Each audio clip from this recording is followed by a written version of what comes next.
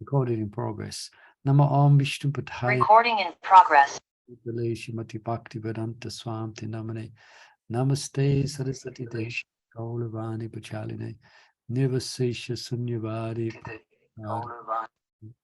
Jai Sri Krishna Chaitanya Prabhu Nityananda. Shiva Advaita Gadadhar Shiva Sari Gaura Bhaktavinda. Hare Krishna, Krishna Krishna, Hare Hare. Hare Ram, Ram Ram, Hare Hare.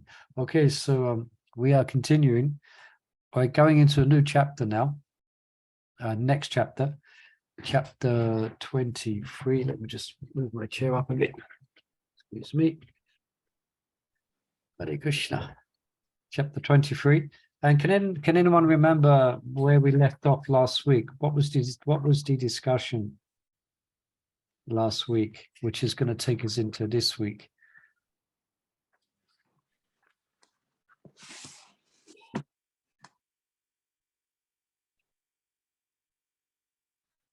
It was about a loss of determination. Remember, we kind of introduced the subject. Yeah, a loss of determination means giving up the process, or becoming uninspired about the process of Krishna consciousness. Yeah, we spoke about that, and this chapter 23, is going to get into details of that. Okay, so quite an educational reading and study we're going to do. Please feel free to ask any questions as usual. You can either just unmute and ask, or you can type them in the chat if that's easier for you. All right. So it's page, for those who have the book, it's page 423. Okay. Loss of Sankalpa. Okay, so then we have Mother Sahachari. She has a hand up. And let's begin. Hare Krishna. Okay, you can go ahead, Mother Sahachari. Hare Krishna. Chapter 23, Loss of Sankalpa. The subject of Sankalpa would not be complete if we did not elaborate somewhat further on the factors that cause a devotee loss of determination. While this has already been touched on in the previous chapter, the subject deserves further attention. The importance of determined progress in devotional service cannot be underestimated. In elaborating on the principle of enthusiasm, Ustahan, Thakur Bhaktivinoda calls it the life of faith, a spiritual ingredient without which faith becomes meaningless. While determination and enthusiasm are not synonymous, they are certainly closely related. To move from one level of devotion to another requires enthusiasm. Thus, determination is very much related to faith, which is the qualification and foundation of bhakti. When a devotee loses his determination, his faith cannot help but be affected, and he falls into a perilous condition full of unexpected consequences. Of the many factors responsible for a loss of determination, we have selected the following: misconduct, bad association, lack of discrimination, doubtfulness, and faulty sadhana. First, let us consider the kinds of action befitting a Vaishnava, which we have grouped under the title of misconduct. Yeah, carry on. In the word, sorry? Yeah, it is unbefitting a Vaishnava, or perhaps I missed, or perhaps you did say that, but I misheard it. Yeah, anyway, carry on, Mother. Carry on. Sorry. In the verse beginning with Yesam tu antagatam papam, Krishna prescribes the ingredients essential for a solid footing in determined bhajana. These ingredients have already been elaborated on, and they are devotional piety, proper conduct, and spiritual self-identity.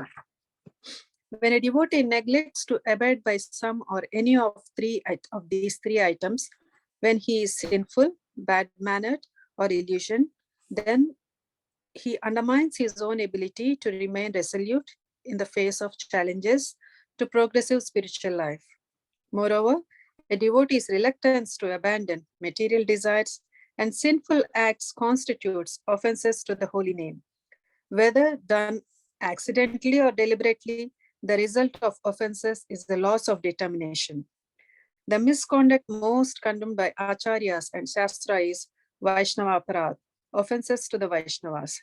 Chaitanya Mahaprabhu says, if the devotee commits an offense at the feet of a Vaishnava while cultivating the creeper of devotional service in the material world, his offense is compared to a mad elephant that uproots the creeper and breaks it. In this way, the leaves of the creeper are dried up. Offenses to Vaishnavas, what to speak of one spiritual master, uproot a practitioner's creeper of devotion and cause the levels of bhakti like determination to dry up. Serious devotees therefore ask how to avoid offenses. We answer, be proactive, behave respectfully with devotees, avoid thinking badly of them, and always be submissive to your guru.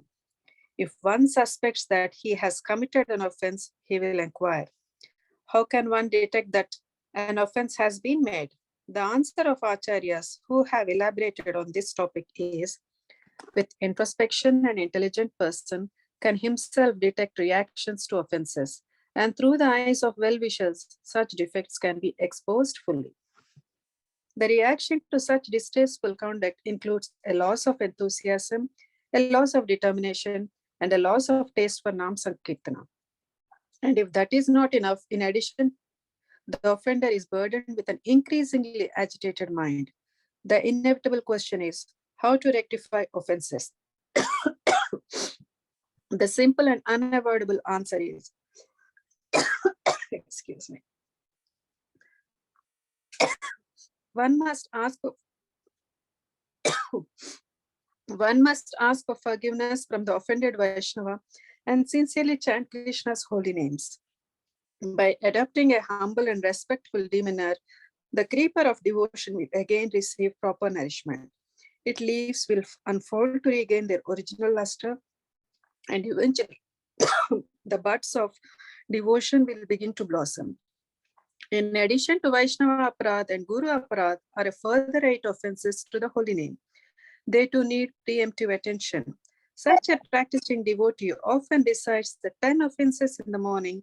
It goes without saying that he should be wise enough to avoid them.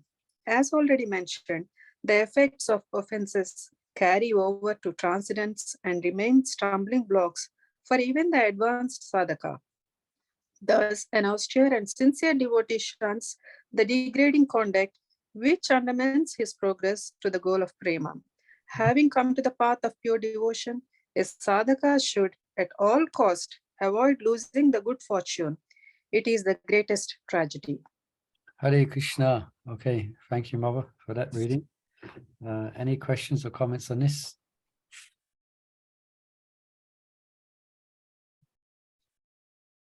Maharaj is describing it quite succinctly.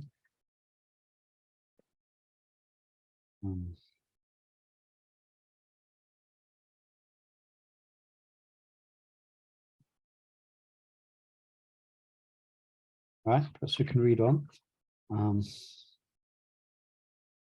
There's one point I was going to make. We read it there. I guess, has anyone, I guess you have done that. I don't know if anyone has experienced it. The process works, which has been recommended here.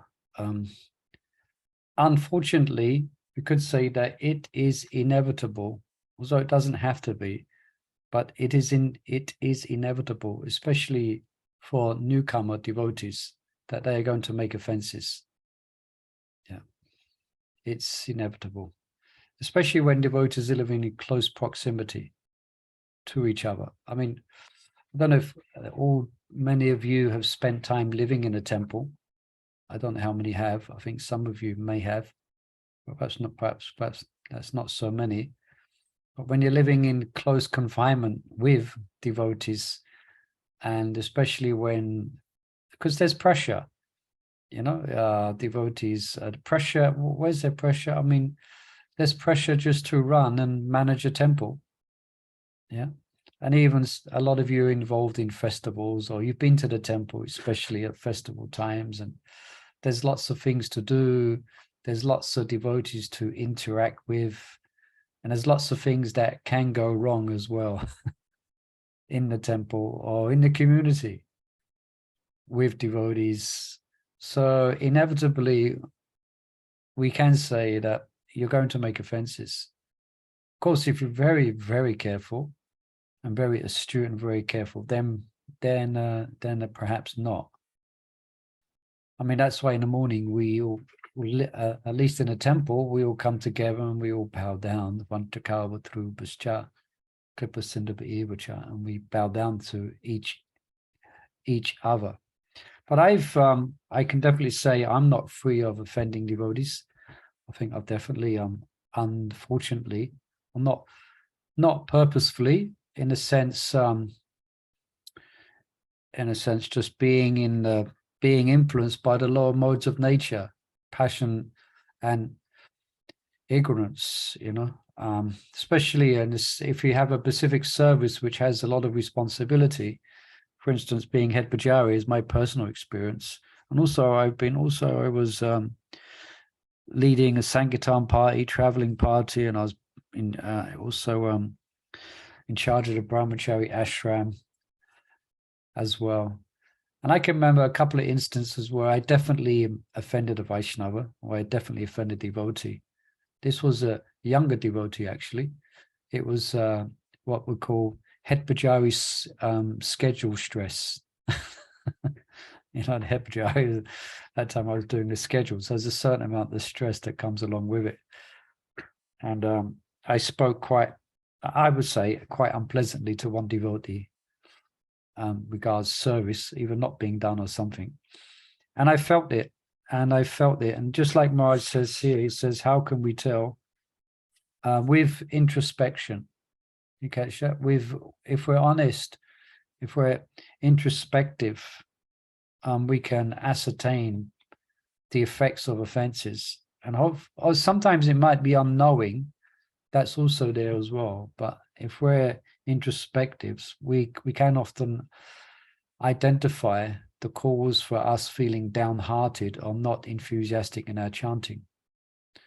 And I forget the details of what I said and the specific situation, but what I remember is that I later in the day I actually went to this devotee, and he was a younger devotee, but still I'd made an offense, and I put my palms together and I begged for forgiveness, and I paid obeisances to him. Of course he was embarrassed, but still I thought I had to do that, and almost immediately I felt joy. Almost immediately, it was just seconds after it, my heart lifted, the black clouds of dread lifted, and I felt joyful and I felt jolly. It's almost Krishna was saying, yes, well done. So I mean, I'm not humble, I'm trying to develop humility, but it does take a bit of humility to actually do that, to actually come to a devotee and fall down at their feet and beg for, oh, my seat just shrunk. Sorry. Back up we go. Yeah. Murli Prabhu, can I ask you? So that's just my personal, that's just my personal experience, and it's happened more than once. Yes, Mabasindisi Priya. It's just, as you say, you went and apologized. What happens if sometimes the devotee doesn't accept? They just, probably, I don't know, their attitude. Then what happens then? Well, devotees by nature, the nature of devotees, they're very merciful. So generally they will, but there may be some situations where a devotee won't feel like, or he won't, or he or she won't. They may be so offended themselves that just, and so there's two things you can do. You can keep on asking for forgiveness.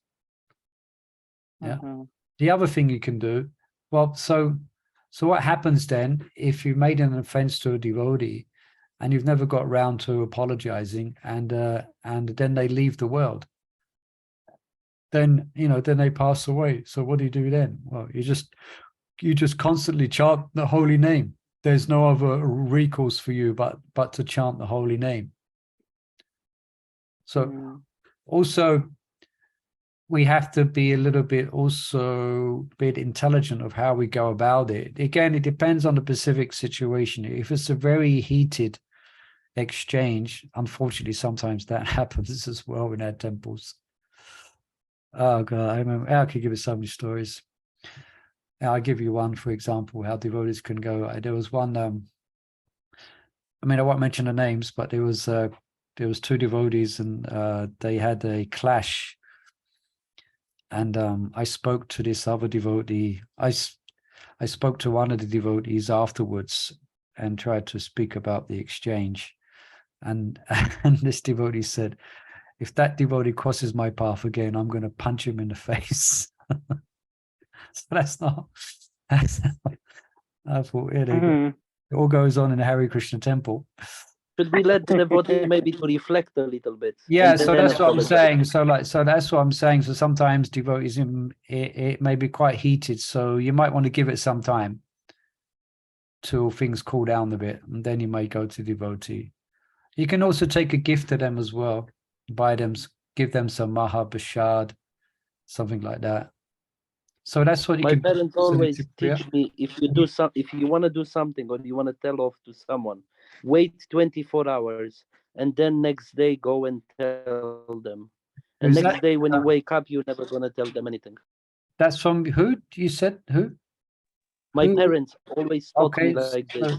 If you are angry or you want to do something very bad, before you do it, wait 24 hours, sleep on it, and the next day you will think about it if it's the right choice to say it or not. Yeah. But usually you will not. Yeah. So in answer to your, thank you, Mother Mongol, for very apt advice. So I'm answering your question, Mother Suniti Priya. Generally, devotees will forgive you, but if they don't, perhaps give it some time and then go back and again ask for forgiveness. You know, and eventually devotees are soft-hearted, so eventually they will. You know. I wanted to know, interested both ways, which way was. So, in other words, we should, Raj is asking, or he is reminding us, we said at the end, he said, to be proactive. How can we avoid that? So he says to be proactive, to behave respectfully with devotees. And he said a point which kind of I had to look twice at, to avoid thinking badly of devotees. Yeah, that may be more of a challenge. You know, you got this grinding machine in your head and you're grinding someone to dust in your head. Thinking this, thinking that. Because from subtle to gross, if you're thinking about it, if you're thinking badly about a devotee, it's going to come out eventually. It may come out in a tone of it may come out in the tone of your voice, even. Imagine feelings come out through the tone of our voice. You know, you may say something quite simple, but it's the way you say it. Like sound vibration is like very powerful. So if you have a bad attitude towards the devotee, then what you say, then eventually it's going to seep out somewhere down the line. You know, so you know, it's not easy. So we have to cultivate, looking, you know, trying to see the good qualities in the devotee. You know, if there's really concerns which are on our mind, then we might want to bring that. Depends again on the specific situation, and then we may want to bring that to the authorities if we see something is really amiss in a devotee's behavior or something that they are doing. Yeah, like we had another example of that, where we had one time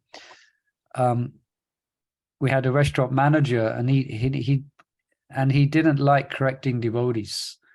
His like nature was to not correct devotees at all. And there was one member of staff which was stealing money from the till. And he knew of it, but he didn't have the heart to say anything. Of course, you can imagine. At least he was not stealing all the burpees. Yeah, you can imagine it was a big issue on Temple Council at the time. You know, it's a big burning issue. But you know, we should. So sorry, let's keep on track. But we should. It doesn't mean we should. You know, doesn't mean that we should stick our head in the sand. And if devotee are behaving wrong or doing this, and then we don't say anything. No, there may be an offense. Doing this, and then we don't say. I'm back again, repeating. It may be an offense to actually not say anything. it may be wrong, a wrong thing to not say anything. You know, it's a big subject today of not say anything.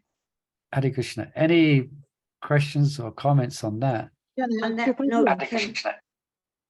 Someone's can I ask you?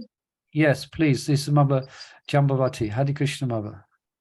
Hare Krishna Prabhu, please accept my humble obeisances. Mine, I'm just, to be honest, I'm very concerned about, because no, it's actually ongoing abuse, terrible abuse, rape cases, and lots of many cases. Some girls are approaching, and I'm trying to explain the way you do. Personally, I have suffered a lot, but I have very positive attitude, and I'm just relaxed, But some girls, and when I try to explain like you, I got slap on my face, and they say, Mataji Jambavati, you are heartless. You are heartless. For me to say that I have to think about my torture in good thing. It's horrible what you're saying. And I say, well, I have nothing else to say. No, I'm being serious. I have nothing else to say. Of course, it's different situations, but that's why, this is the reason why about devotees, I'm keeping to myself. And I don't know, because I have nothing else to say. Yeah, difficult to follow that exactly, Mother Jambavati. Perhaps if you can speak of the principles rather than the details. That's exactly, I'm trying to do, because you can't, and especially we have karma, nothing happens without a reason. I can tell you 100%, nothing happens. I think I understand I think I understand. The word we used last week, actually, sometimes we have to be, what's the word where you share in some person's empathy. Empathy. Yeah, sometimes we have to be emphatic sometimes. Yes. And kind of, be a shoulder for a devotee to cry on, so to speak. Yes, exactly. Of course, everything's karma, but if we just give them that show, it's your karma. Then that exactly. And we can't live all the lives with pain. Yeah, so we can't do it. So we've got to be sensitive of how we deal with devotees, especially if they've been through very, very abusive situations.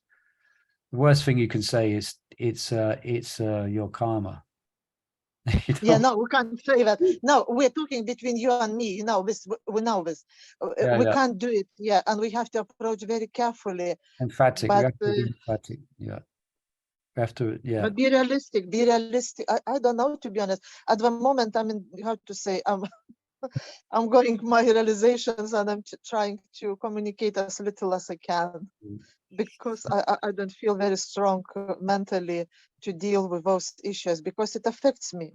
Yeah, also, we're a bit of a tangent here as well, but also we may not be trained to actually give counsel to devotees, for instance, who have been abused. No, I'm trained. But it's too much to take for me at the moment, because I cannot change anything. When we say in karmic working with non-devotees, there is everything clear, because abusers are punished, everything is done, everything. But in ISKCON, nothing is being going, and devotees are coming asking, Jambavati, why is nothing? I said, I don't know. I'm not in GBC. I'm not in the position. Okay. I say, I can help you, but I cannot do anything else. And just leave it and let it go. Have your life. Krishna knows, and Krishna will sort it out. Just let it go. Because myself, I've seen how everything is being solved. We have to be patient.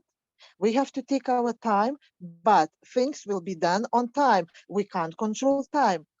Yeah. So like what we can conclude here is that time, place, and circumstance, what the actual situation is and how you will deal with it will be different according to the persons involved and the situation. There is no definite. It's not like you tick boxes and you should say this and do that. So but let's just keep the general principle. Let's just keep the general principle is that let's be proactive. Let's be respectful with devotees, and avoid thinking badly of them, you know. And yes, exactly, because there are some devotees falsely accused, you know. So yeah, in order to avoid that, this is the most important. Yeah. Anyway, it's a complicated world, you know, we are living in. So there may, yeah. So, but in general, let's try and keep to the general points here. We don't, perhaps not the place to get into specific details, but the general principle is that offenses leads to a loss of determination in spiritual life. So we want to avoid them. We want to avoid them as much as possible. Yeah. Anybody else? Much as possible. We can. Oh, we can read a bit more.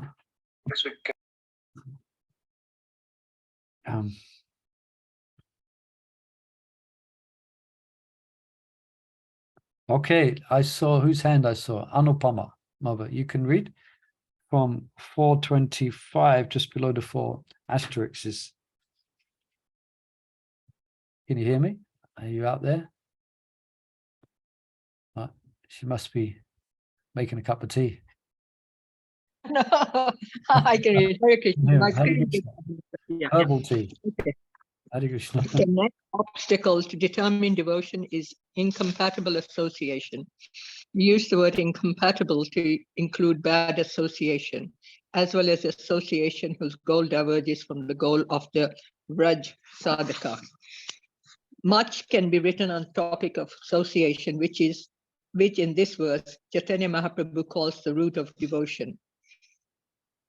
The root cause of devotional service to Lord Krishna is association with advanced devotee. Even when one's dormant love for Krishna awakens, association with devotees is still most essential. Before describing 2 kinds of undesirable association, we shall clarify what association is. One thing it is not, and that is mere physical proximity. Association primarily means a connection with other people on whom we are mentally, emotionally, and spiritually dependent. The dictionary defines association as a cooperative link between people, a mental connection between things. Interaction based on the conception that someone will enhance our spiritual life is the primary aspect. Swarupa Lakshana of association, and physical proximity is the secondary characteristics, Tatsa Lakshana. Thus, a devotee like Prahlad Maharaj may be in the physical proximity of non-devotees, of demons, but because he does not think that such company has anything to offer him, he's not associating with them. A similar situation may be the reality for many working householders who entirely employ or are employed by materialistic people and who, as part of their profession, must socialize with the same. Such devotees can protect themselves from the effects of bad association by externally acting dutifully while internally remaining insulated. To summarize, association is not about physical proximity, but about receptivity to others' views, values, and spirituality. Good association is when other spiritual perspective is beneficial. Bad association is when other spiritual perspective is detrimental. Yeah, can I just say something here? Let's just check in the chat. There's something there. Sorry, I have to leave. Okay, my has had to leave. Hare Krishna. Yeah, what Marge is bringing up is a very important point here, because I know some of you, or sometimes we may preach to, or you know of devotees, some of you might be in that situation where you may be a devotee, but the rest of your family is not. Okay. So then you hear all these quotes about the danger of non-devotee association. You know, so it may put you in an awkward conundrum. You know, you have no choice but to associate with non-devotees. You know, so here what Marge is saying here, let's just read it again. A similar situation may be the reality for many working householders. So you may have to work with non-devotees who either employ or are employed by materialistic people, and who, as part of their profession, must socialize with the same. Such devotees can protect themselves from the effects of bad association by externally acting dutifully while internally remaining insulated. All right, so that's a nice little phrase to remember, that you externally you act dutifully, you know, while internally remaining insulated. So dutiful, you know, they say hello, you say hello, they say it's nice weather, you say it's nice weather, you know, you have some interaction, but you're not going to share their values, you're not going to take on their outlook towards the world, you're not going to take on, if they happen to be atheistic, their atheistic principles. You're going to remain insulated. And how do you remain insulated? By doing sadhana. Yeah. By chanting your rounds nicely, by reading Srimad Bhagavatam, and getting as much association with devotees as possibly in your situation. Then you can have, yeah, because sometimes I've experienced this as well. There was one devotee, again, I won't mention names. I don't think many of you might not know anyway, this person, but things weren't going right in the ashram, and this devotee wasn't going right, and this devotee wasn't interacting very nicely with the other Vaishnavas. So it was the duty of the managers is to bring that up to this devotee. You know, it was a bit of an awkward thing to bring up. But this devotee particularly didn't like it, didn't like being told about how they are affecting other devotees in the ashram. They just didn't like it. So it became very awkward for them. Or it became awkward for all of us. And then what happened is that this devotee used to would go and buy things for the temple. Would go and buy things from non-devotees for the temple. And they started to appreciate more the association of the non-devotees than they did the devotees. You know, because the non-devotees weren't getting on their case and pointing out, you know, the personal traits which need to be corrected. The non-devotees were just interacting, you know, on a friendly basis, you know, sharing their little bit. So this devotee actually found more, started to appreciate more the association of non-devotees than they do with devotees, you know. So that can be a problem as well, you know. Yeah. So, you know, any comments on that, perhaps? Yes. Okay, no comments means everyone's in shock. Yeah, sometimes it happens. I mean, this devotee eventually came round. It was just a phase that I was going through. And eventually they came round and took shelter of the devotees, although it was a bit tough for them. But they eventually came round, you know. And that's when you might get it where it may be, that's when you may see some devotees will leave the association of the Vaishnavas, you know, and prefer to associate with non-devotees. And then if they associate with non-devotees, then they start to take on their values, their principles, and they start to give up a little bit here, a little bit there, you know, a little bit lax here, start doing this, start watching this, which they never haven't done before. And then one thing leads to another, and before they know it, again become mouse, you know, again become just like they were before. They join to some degree. Anyway, Hare Krishna. I think say something. I think it's very important to understand that we should not compromise Krishna. We should not compromise Krishna. Yeah, we should. I mean, ideally, we should not compromise. Like, that's Bhaktisiddhanta Saraswati Thakur ki jai. He's known for not compromising. Yeah. All right, you can read a bit more, Anupama, Mother. I just stopped it midway there. You just began reading. So where was that? I was on the 427. Yeah. Okay. Yeah. Let us now look. Yeah, let us now look at the effects that bad association has on a devotee's sankalpas. When a devotee keeps company with Mayavadis and materialists, His determination to advance spiritually is foiled, and the creeper of his devotion uprooted. Moreover, Bhakti Devi is offended and withdraws the mercy from even fortunate devotees. Ramchandra Puri is an example of such a hapless soul. Although fortunate enough to be a disciple of Madhavendra Puri, by associating with Mayavadis, Ramachandra Puri himself became a Mayavadi who took pleasure in finding fault with Vaishnavas. When Mahavendra Puri was departing from this world, Ramachandra Puri criticized him. He later also criticized Chaitanya Mahaprabhu when visiting Jagannath Puri.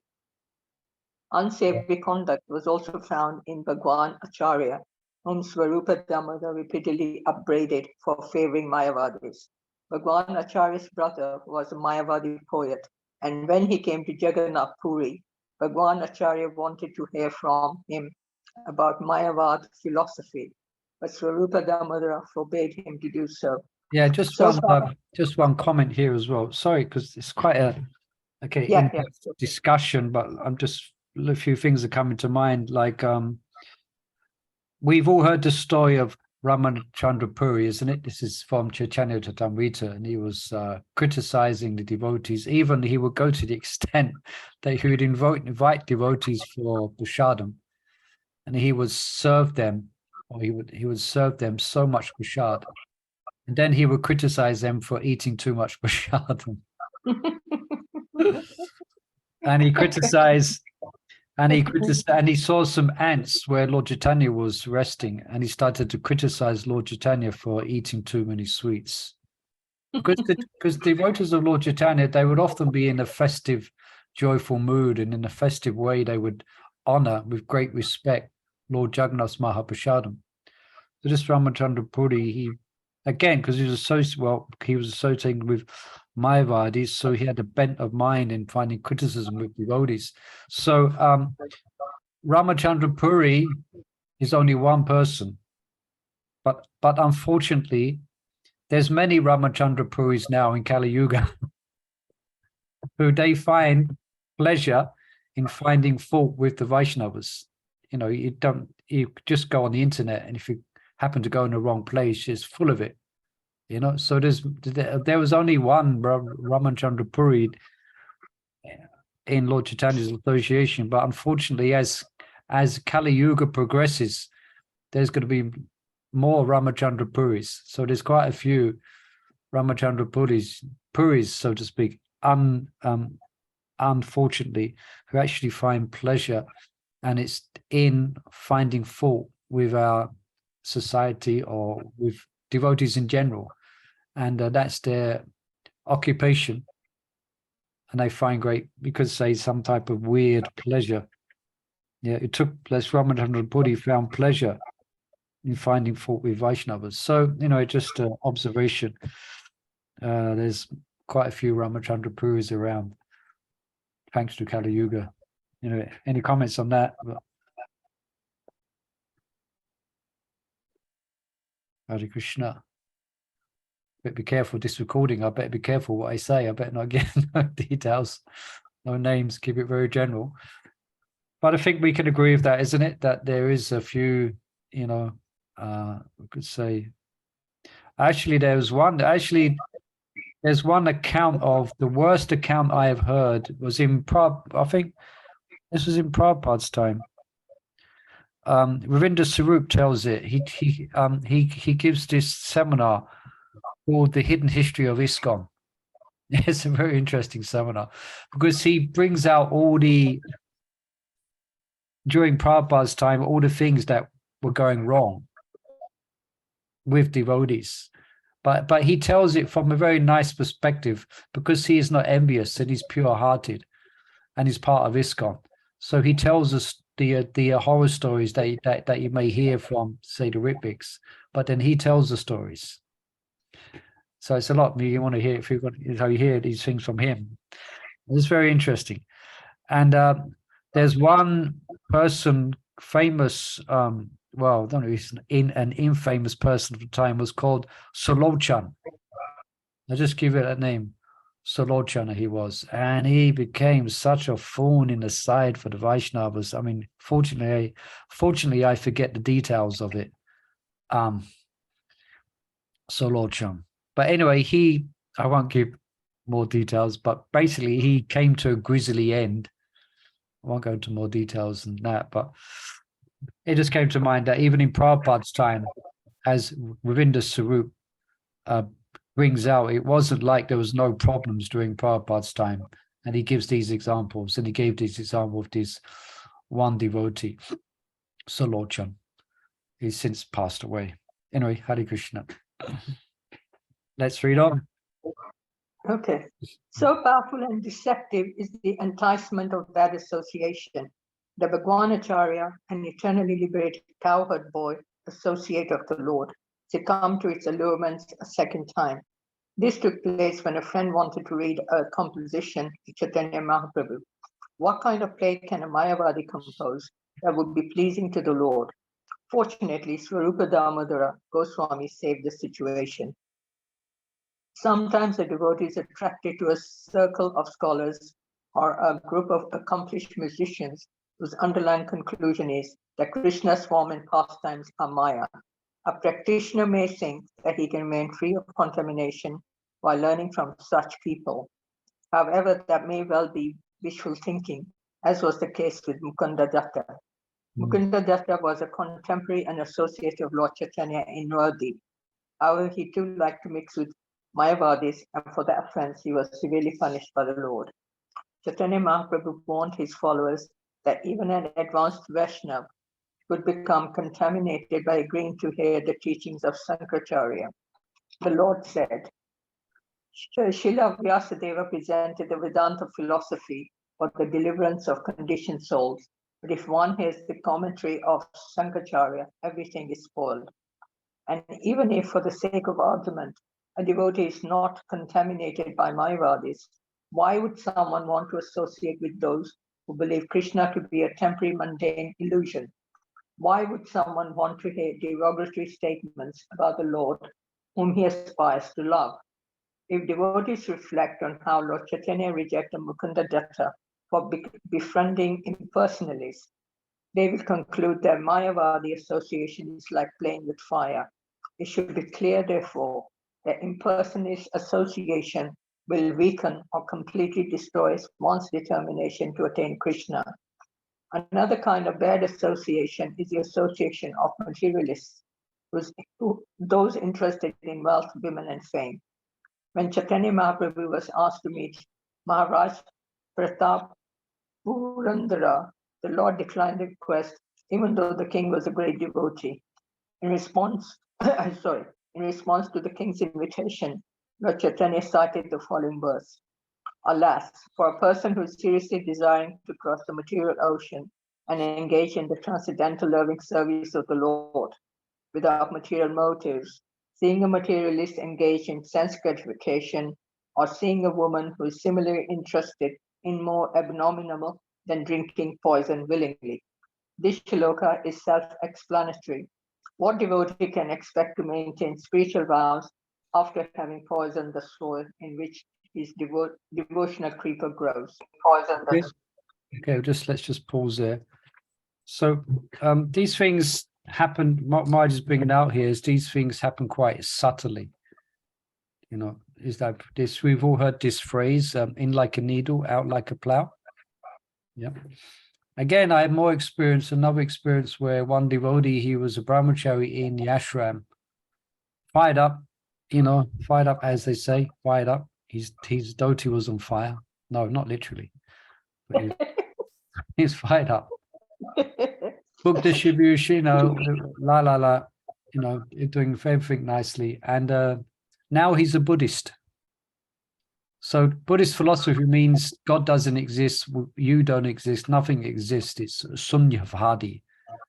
So you could say it's the most gross type of Mayavadi you can get. Similar Buddhist, he became a Buddhist. But it didn't happen, it didn't happen overnight. It was a gradual, as Marge is bringing it up, it was subtle. Yeah, first he became attracted, he wanted to hear from a Maharaj outside of ISKCON.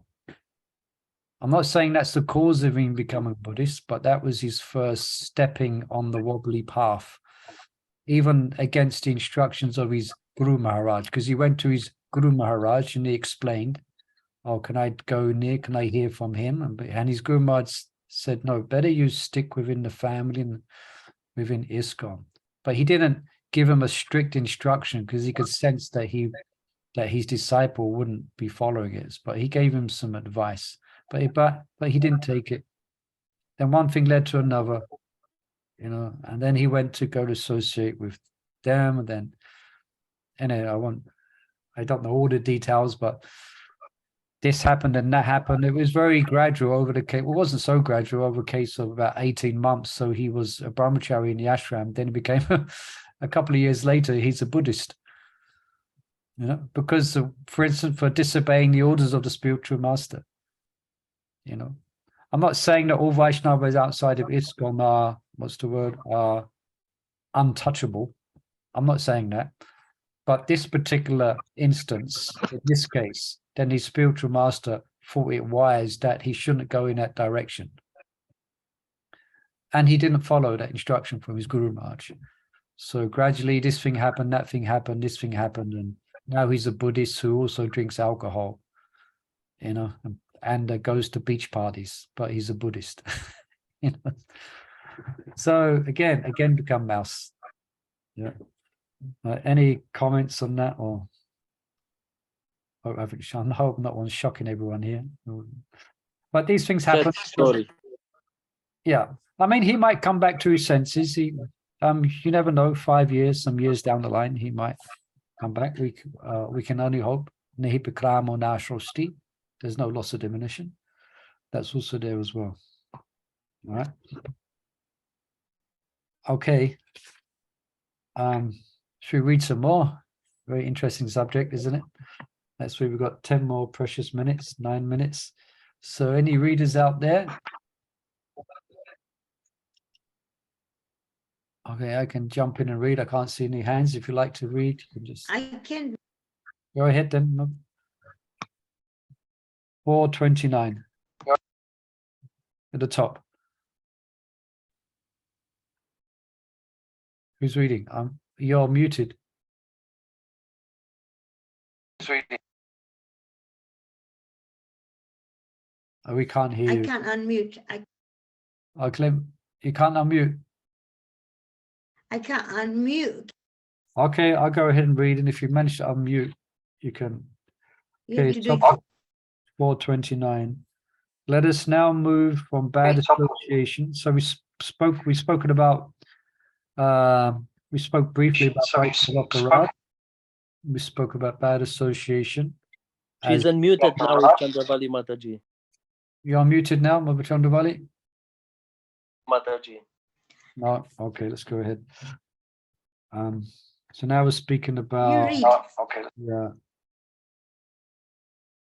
of divergent association. Many kinds of association may cause a practitioner to digress. Many kinds of I can hear myself coming back. Let me just. Many kinds of association may cause a practitioner to digress from his goal and thus undermine his determination. Yes, sorry, I just remembering as well. I wanted to just reflect on that. Page back. One of the favorite ones, unfortunately, for devotees to become distracted is, say, like someone's a musician. That's a common one, that one. And they get together, and they want to make music for Krishna, So then they start associating, with those who are into Krishna a little bit, and they play some music, they're into Krishna, but they're not sadhakas, So they start associating more with them in the name of making music for Krishna. And then then they compromise their own spiritual practices. But it seems so innocent. In the beginning, it seems all right. It seems so innocent. That's why we have to be very, very careful. Anyway, Hare Krishna. Many kinds of association may cause a practitioner to digress from his goal and thus undermine his determination. Of these, we will name a few. However, the litmus test is expressed by the principle of Sajati Shaya Shnikti Shadu Sangha Shrato Vare. This saying is derived from the following instruction of Chaitanya Mahaprabhu. Srimad Bhagavatam Tanam Ashvato Rashike Saha Saji Yashaye Shnikte Sato Sangha Swato Vare. Krishna. One should taste the meaning of Srimad Bhagavatam in association of pure devotees, and one should associate with the devotees who are more advanced than oneself and who are endowed with a similar type of affection for the Lord. The essence of Sarup Lakshan, the essence, Sarup Lakshan, of this teaching. So these two words Maharaj has mentioned a couple of times here now, as Sarup Lakshan and Tatashta Lakshan. So Sarup is the root, and from that there's other effects as well. Look at it like that, yeah. So the Sarup Lakshan is one should associate with devotees who are more advanced than oneself and who are endowed with a similar type of affection for the Lord. Hearing Srimad Bhagavatam among those devotees is secondary, the Tatashta Lakshan. Moreover, the word Sajati Yashaye is most significant.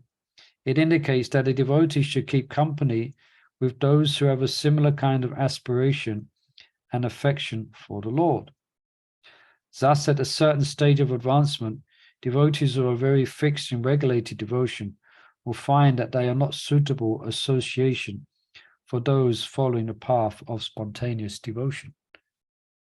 So it doesn't, what this means here, it means those persons who you're sharing Shravan Kirtan with, you're sharing realizations, you're sharing inspirations from your reading or sadhana. So it doesn't mean, for instance, here it doesn't mean that you so-called don't sit next to a devotee. You know, if you're exaggerate the example here, okay, you're on the, you know, you're more going towards more inspiration from hearing about Krishna's association with the Rajrasis, you know, that's becoming your inspiration in spiritual life. And then you refuse to sit next to then you don't sit down next to a devotee to take prasadam who is not on that who is not on that same level. Perhaps it's too simple example. It doesn't mean that. It means that generally where you go, again, Maharaj says here, you endowed with a similar type of affection. So then you've got to share your realizations with those devotees, you know, who share a similar type of enthusiasm for a specific subject. You understand? Perhaps let's read on. Marge might make it a bit more clearer what I'm trying to say. Thus, at a certain stage of advancement, devotees who are very fixed in regulated devotion will find that they are not suitable association for those following the path of spontaneous devotion, and vice versa. Because the devotion of these two kinds of devotees diverge, neither one can fully inspire the other in confidential talks about Krishna. When Jagadananda Pandit, a regulated devotee, wanted to go to Vrindavan, Jagadananda Pandit, a regulated devotee, that's interesting. Chaitanya Mahaprabhu warned him not to mix with the locals who were all spontaneous devotees. That's the Rajrasis, yeah. Srila Prabhupada comments on this instruction as follows. Devotees on the platform of Vidhimarg, regulated devotional principles, may misunderstand the activities of those on the platform of Raga Marg, devotional service in spontaneous love. Therefore, Sri Chaitanya Mahaprabhu instructed Jagadananda Pandit to remain apart from the residents of Vrindavan. So many lessons there. Moreover, devotees who are keen to attain shelter of one of Krishna's incarnations will not be suitable association for practitioners aspiring after Raj Krishna. Raghunath Das Goswami says, Give up attraction for Lord Narayan, which leads to the world of Vaikuntha, O mind. Worship Rajas, Radha and Krishna, two soft-hearted philanthropists who give away the jewel of pure love. And in a similar vein, Srila Prabhupada says, there are hundreds of thousands of Vishnus, but for a devotee, no form of Krishna is important as the original form, two-handed Shama Sundara. Unquote. Gopakumar, with his travels through different planets, exemplified how one's determination wanes in the company of any devotee other than one whose affection is the same as one's own. Whether with the Kumaras on Tapaloka or the Yadus in celestial Dwarka, after taking in the environment, its residents and its lord, Gopakumar's spiritual inspiration eventually waned. To summarize, we know that Vaishnavas of the Sri Sampradaya do not associate closely with devotees of the Kumara Sampradaya because divergence between their respective teachings challenges to resolve each has for their own kind of practice and attainment. All right, so perhaps we'll stop there. I think I spoke before of there's one devotee who I knew as a friend, and he's initiated by Bhakti True Swami, but he's now becoming a Sri Vaishnava. You know, he's for him, Vishnu is God now. You know, so he's a friend, so I've had to tactfully just not associate so much. We didn't get much association anyway, but I avoid discussion with him because I know where it's going to go. I'm not going to. You know, just that little example came to mind. Okay, any last burning questions out there or curiosities or questions? Yes, I want very quickly. Thank you very much. It was a very nice example when you said that guy become Buddhist when he left Krishna. Yes. Yeah. So I talked recently to one very old devotee, and you remember Guru Vishnupad Harikesha? It used to be, yeah. I know. Guru. Yeah, Harikesh. Yeah, exactly. And he left movement. So I spoke to his disciple recently. He's in America now.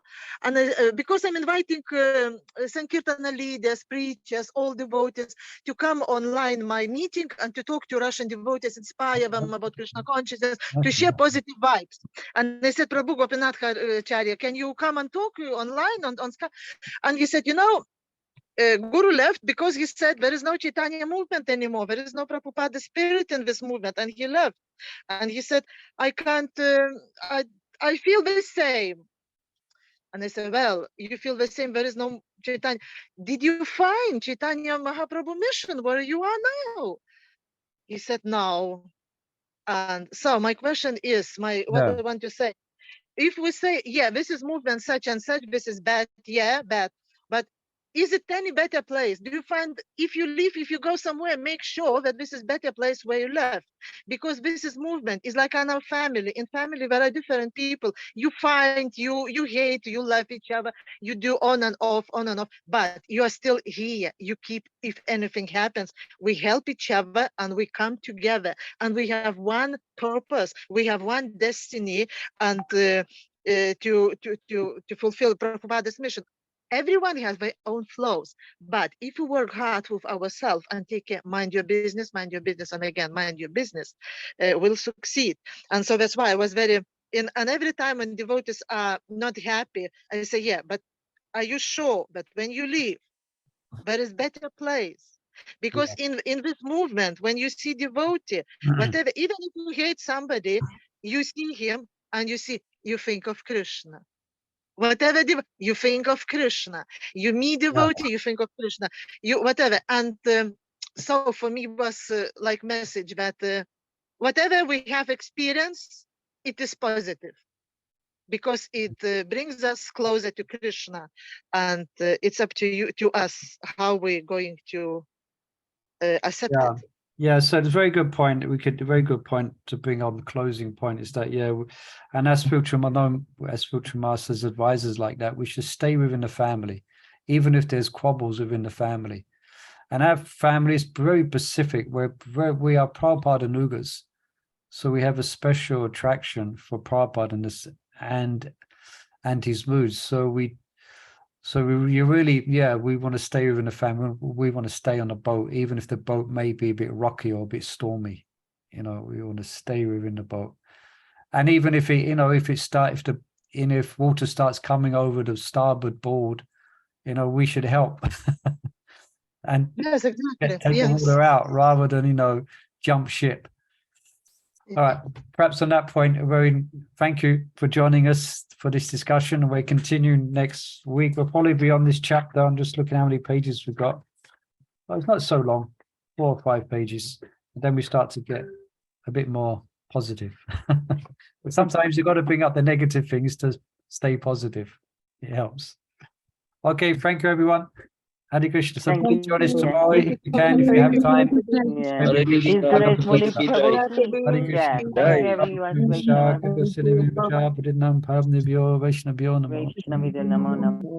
Hare Krishna.